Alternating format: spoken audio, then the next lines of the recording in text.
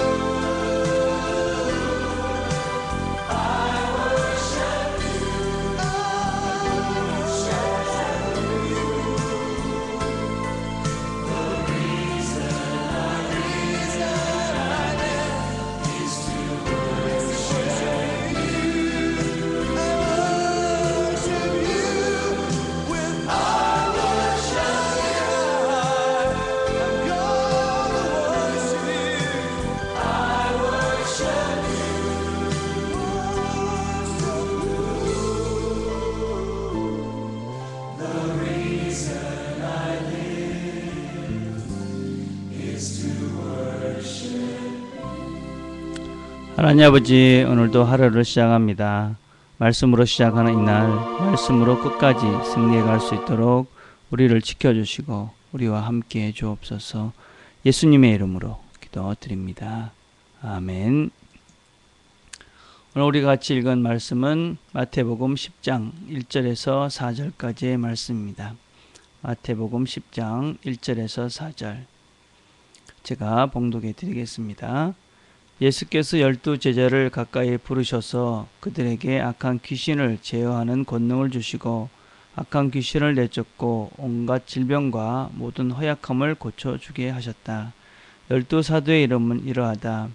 베드로라 부르는 시몬을 비롯하여 그의 동생 안드레와 베세데의 아들 야고보와 그의 동생 요한과 빌립과 바들로메와 도마와 세리마테 알페의 아들 야고보와 다데오와 가난한 사람 시몬과 예수를 넘겨준 가롯 사람 유다이다. 아멘. 오늘 우리가 읽은 말씀은 마태복음의 5개 설교, 마태복음은 5개의 설교와 10개의 기적 이야기로 구분이 되어 있다. 그렇게 얘기를 했습니다. 오늘은 두 번째 설교에 해당하는 부분입니다. 예수님께서 두 번째 설교 말씀을 기록하기 전에 먼저 12 사도들에 대해서 이야기를 하고 있습니다.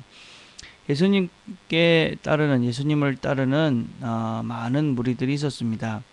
그 중에 예수님께서는 12명을 불렀고 그들을 특별히 사도라는 그런 칭호를 붙여주셨습니다.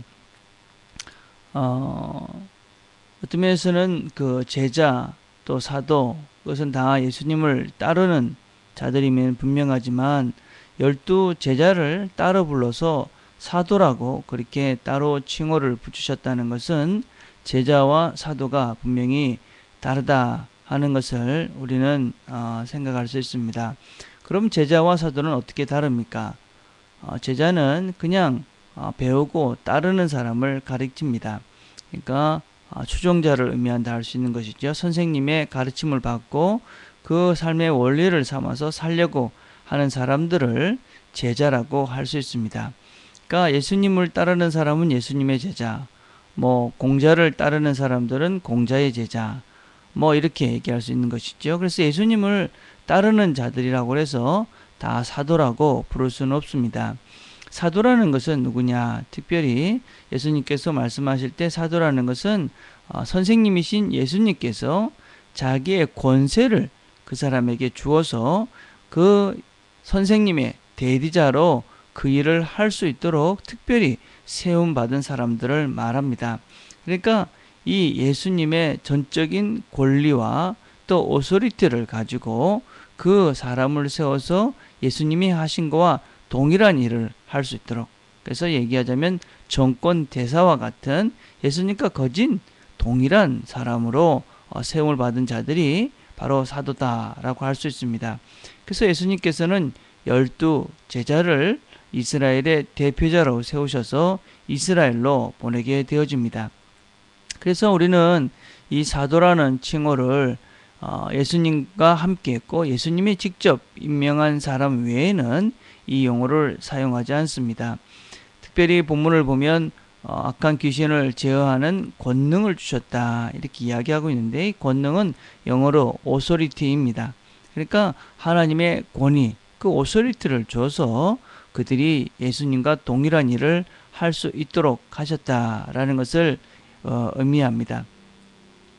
그래서 이 예수님의 사도라는 칭호는 제자들에게 주어진 이 사도라는 칭호는 특별한 것이었고 또 12명이라는 특별한 의미가 있었기 때문에 가룟 유다가 떠나고 난 다음에 사도회에서 12명의 대신으로 이 사도를 세웁니다. 그때 사도를 세울 때도 특별한 사도라는 그 칭호를 주기 위한 그런 자격을 이야기하는데 그것은 무엇보다도 예수님과 함께하면서 그의 죽으심과 부활하심을 직접 목도한 사람들이다 라는 그런 특별한 항목을 두어서 그런 사람들만이 사도가 될 수 있다라고 이야기를 합니다.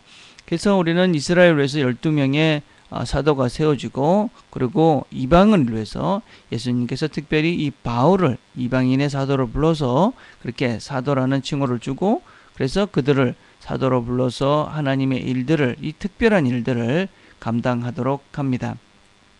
제가 왜 사도에 대해서 자꾸 이런 긴 이야기를 하고 있느냐면 근자의 신사도 운동이라는 아주 성경의 근간을 흔드는 아주 위험한 그런 이단적인 무브먼트가 있기 때문에 그렇습니다.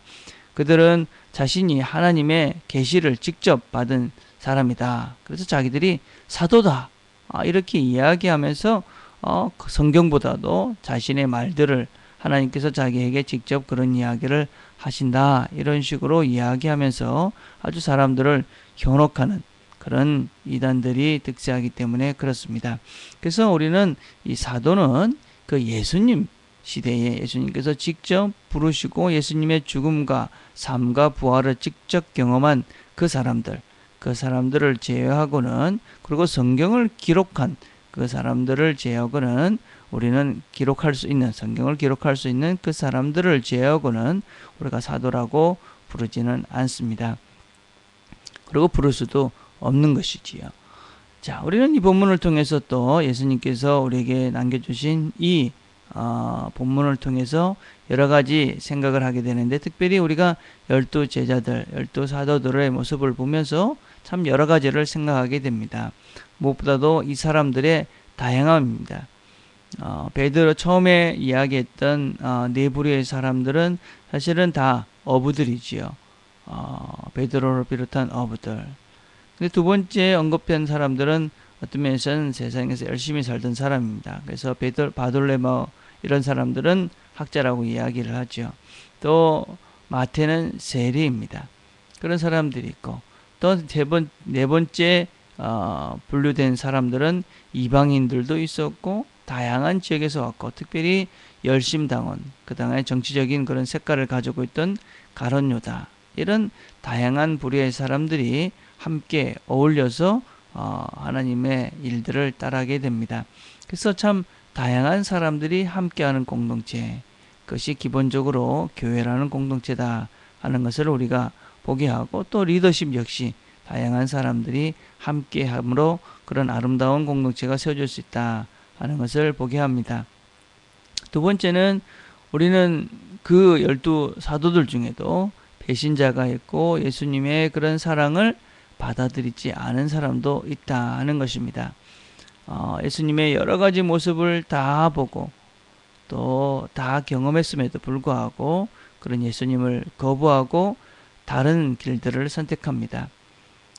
모든 것을 보고 경험하고 그렇게 사랑을 받아도 거부하는, 사랑을 듣지 않는 사람들이 있습니다.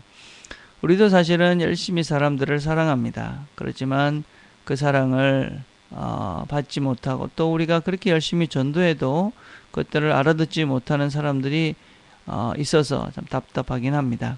그러나 주님의 사랑도 이렇게 무시하는 사람들이 있다면 참 그것이 어떤 면에서는 참 위로가 되기도 합니다.